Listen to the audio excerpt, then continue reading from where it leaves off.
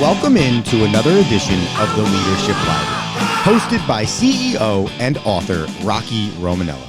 Rocky is the author of the book, Tighten the Lug Nuts, The Principles of Balanced Leadership, and has over 40 years of business experience as a prominent member of the UPS Supply Chain Solutions team, as well as the CEO of Unitech Global Services. So sit back, grab your notebook, and take a seat, and get ready for this edition of the Leadership Library.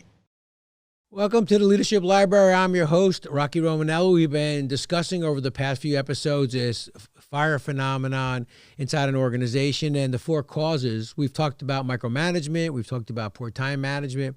Today, I would like to talk about the priority problem. Now, poor time management and the priority problem really kind of work together, right? Because if you have everything as a priority, and everything's top priority and everything has to get done immediately, well, then you start to have really poor time management because you haven't separated the nice to do and need to do.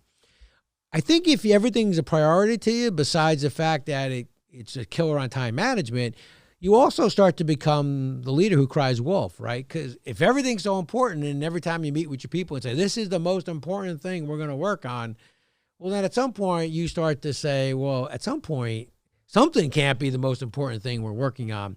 So I think the leader who makes everything a top priority not only causes problem inside the organization and starts that fire, I also think they hurt time management of themselves and their individuals, and they also become that leader who cries wolf.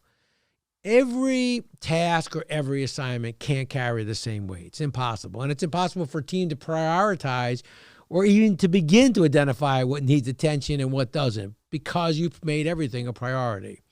I think that this causes mistrust, this causes confusion, and it really kind of erodes that team, that whole bond you have as a group, because now that mistrust says, wow, you're just making everything seem important because you don't trust me, or this will make you look great because you got everything done and you made everything a priority. So I think that's important to truly understand how to prioritize, and then I think that separation between nice to do and need to do. I also think there are leaders that love chaos. They love managing in chaos, and they love to be the fire person who's putting out the fires.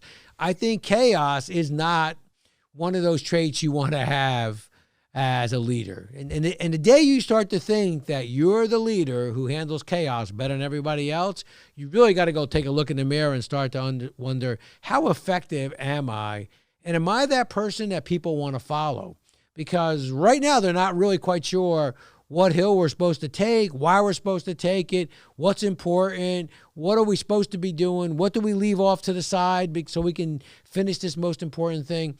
I think that chaos is not an attribute, or not one of the skills, or not one of those leadership traits that you want to put, remember that question I always ask, what's the word you want someone to use at the end of your career to define you? I don't think chaos is the word that you want people to use to describe you at the end.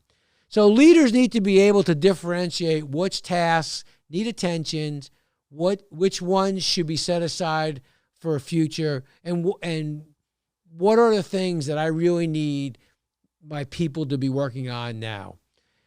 Thank you so much for listening. I hope so far the three make sense. If you have any questions, as we've talked about before, please email them in to me at rockyroman@gmail.com, or go to our website, www.tightenthelugnuts.com or 360managementservices.com, and send me your thoughts or questions. Have a great week.